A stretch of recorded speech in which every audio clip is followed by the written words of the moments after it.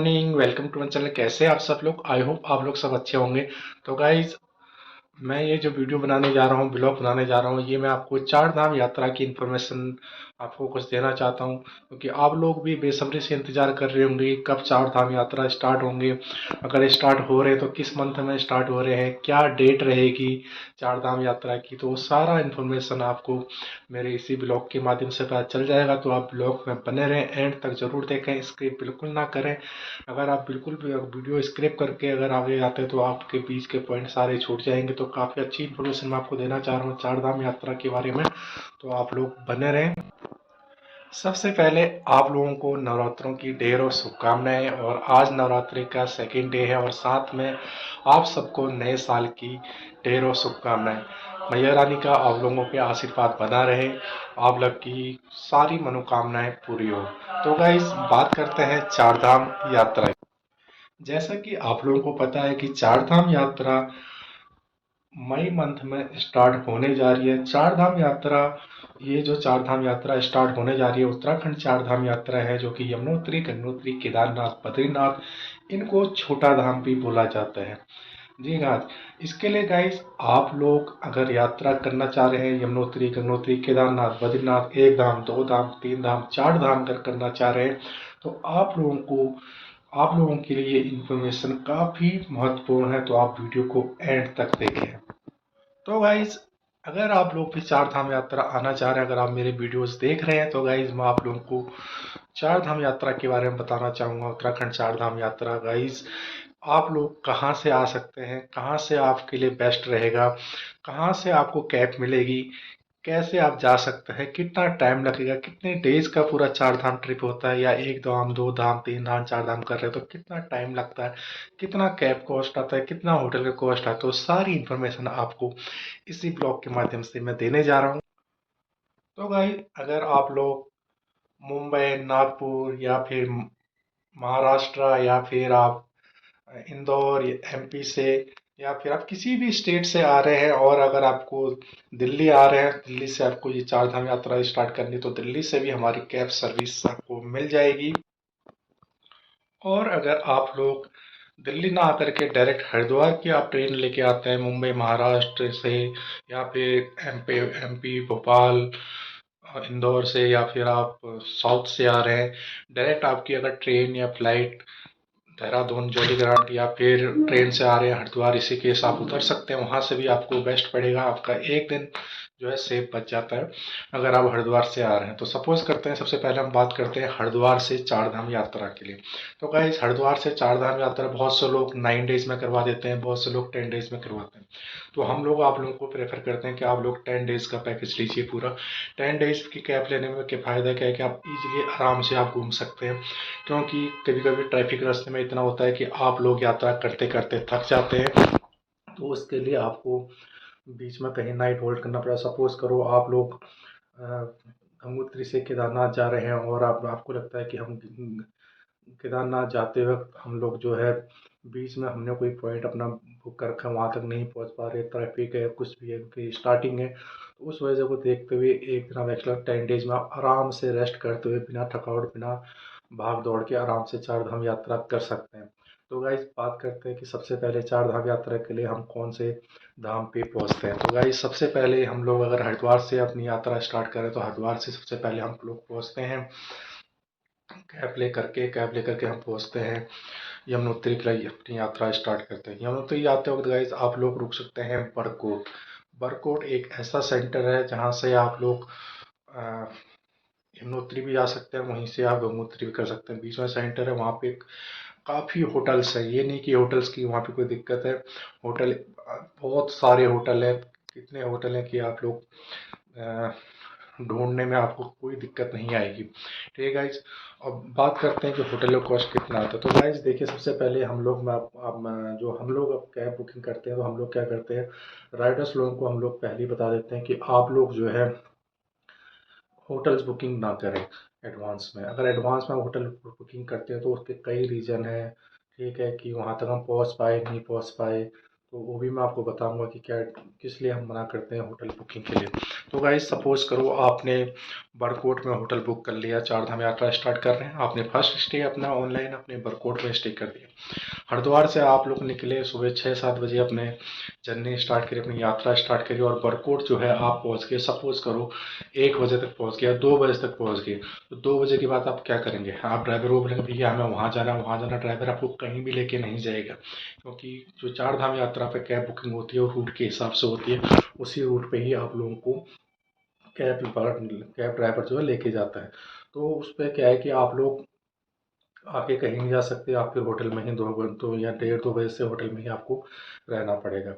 और उसी केस में अगर जो हम लोग कहते हैं कि आप होटल बुक मत करिए, अगर आप लोगों ने होटल बुक नहीं कर रखा है, ठीक है, तो हम लोग क्या करते हैं, बरकोट ना रुक करके बरकोट से हम और आगे को अपनी जर्नी अपनी यात्रा स्टार्ट करते हैं। ठीक है, बरकोट ना पहुंच के हो सकता है कि हम हनुमान चट्टी पहुंच जाए, ट्रैफिक ना हो सकता है कि हम लोग जानकी चट्टी ही पहुंच जाए। तो उसमें क्या होता है कि नेक्स्ट डे के लिए आपके लिए उतनी यात्रा टाइमिंग जो है कम हो रहता है, नेक्स्ट डे आप आराम से अपनी जर्नी को स्टार्ट कर सकते हैं। तो इसीलिए हम कहते हैं होटल को बुक ना करें। और जब आप यमुनोत्री से निकलते हैं तो बरकोट पहुंचते हैं, तो कभी कभी क्या होता है कि बरकोट हम 5-6 बजे पहुंच जाते हैं, तो हम लोग क्या करते हैं और आगे अपनी यात्रा को कंटिन्यू रखते हैं उत्तरकाशी के लिए।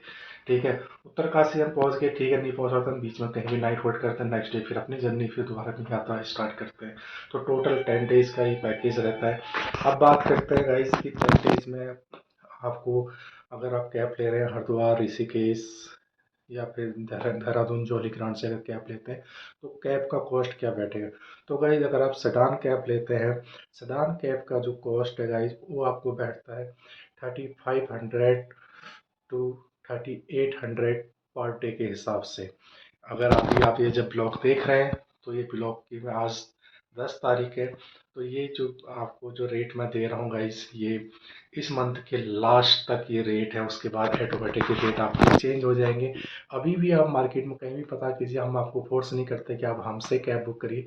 इंक्वायरी आपको चाहिए, हमसे इंक्वायरी लीजिए, पूरी हमसे नॉलेज लीजिए, जानकारी लीजिए, हम आपको पूरे देंगे।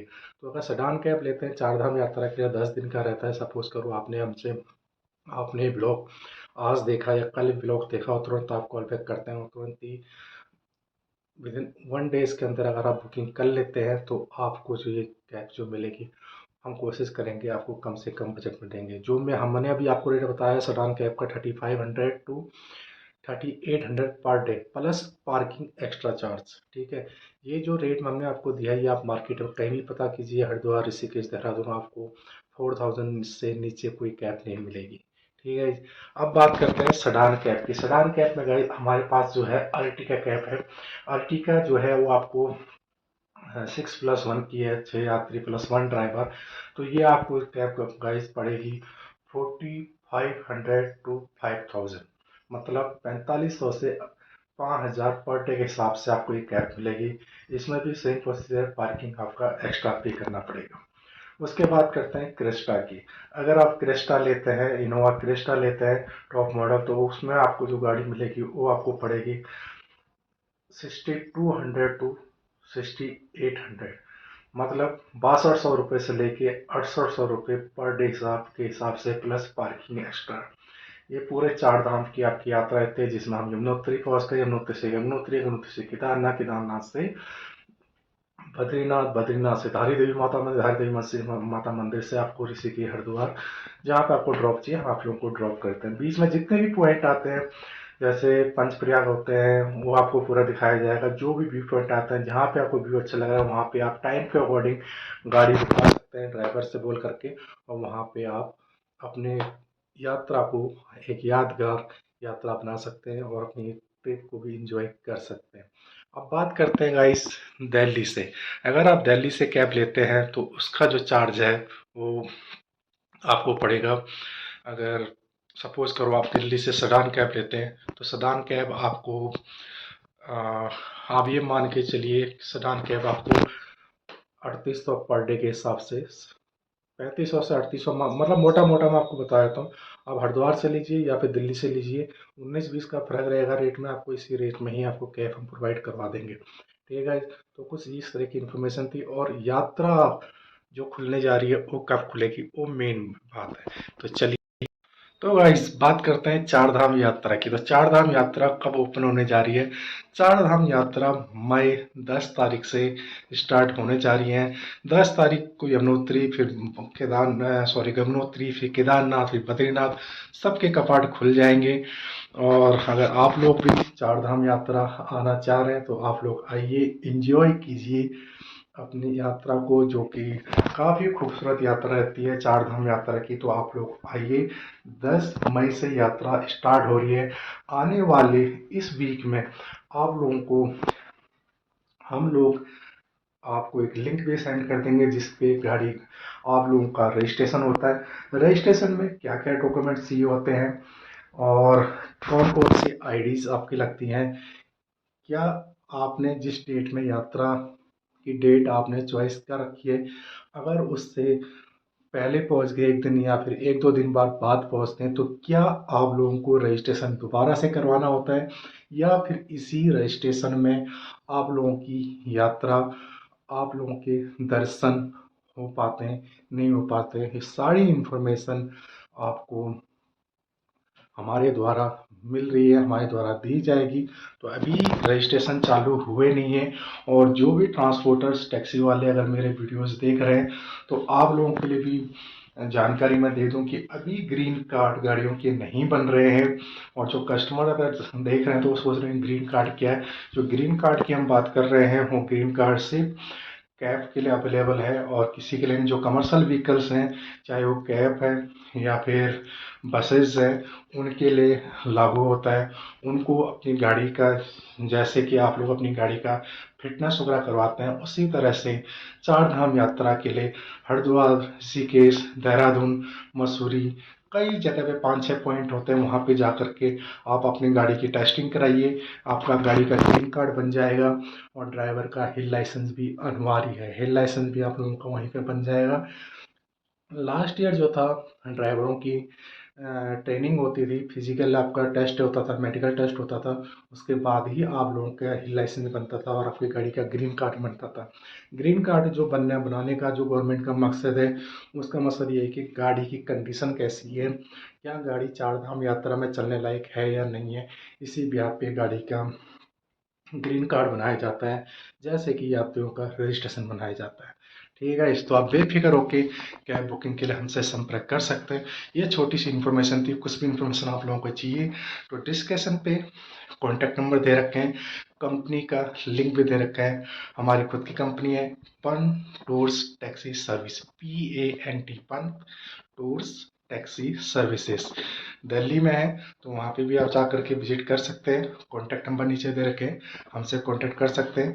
और रिक्वेस्ट आप लोगों से, इन केस अगर फ़ोन नहीं उठ पाता है तो आप लोग हमें हमारे व्हाट्सएप नंबर पे अपना ट्रिप प्लान हमें सेंड कीजिए। जो चार धाम यात्रा आप करना चाह रहे हैं, कितने मेंबर्स हैं, कहाँ से कैब चाहिए, डेट प्रॉपर अगर आप हमें व्हाट्सएप करेंगे तो हमको आप लोगों को समझाने में, कोटेशन देने में इजी रहेगा। ठीक है, साथ में अगर आप उत्तराखंड ट्रिप करना चाह रहे हैं उसके लिए भी आपको कैब मिल जाएगी, और हिमाचल भी ट्रिप करना चाह रहे हैं उसके लिए भी आप लोगों को कैब मिल जाएगी। तो ये छोटी सी इन्फॉर्मेशन थी। तो आप लोगों को इन्फॉर्मेशन कैसी लगी, और बस यही है, आप लोगों को इन्फॉर्मेशन कैसे लगी कमेंट बॉक्स में ज़रूर बताना। वीडियो पसंद आए तो वीडियो को लाइक, कमेंट, शेयर ज़रूर करें, ताकि अगर आप लोगों ने कैब बुक कर ली है तो वीडियोस को आगे शेयर कर दीजिए, ताकि किसी और की भी रिक्वायरमेंट है तो अपने व्हाट्सएप मैसेज में आप स्टेटस में हमारा जो इस वीडियोस का लिंक है, कंपनी का UK21 ब्लॉग्स का चैनल का लिंक है, वो सेंड कर दीजिए, ताकि आने वाले जो आपके जो फैमिली मेम्बर्स है, आपके फ्रेंड सर्कल्स जो है, उनको भी अगर कैब की रिक्वायरमेंट है, इंक्वायरी कुछ है, तो हम लोग हमसे संपर्क कर सकते हैं। ठीक है, तो मिलते हैं आप लोगों को एक नए ब्लॉग में, एक नई इन्फॉर्मेशन वीडियोस के साथ, नई वीडियो में। तब तक के लिए जय माता दी, हर हर महादेव, बाय बाय।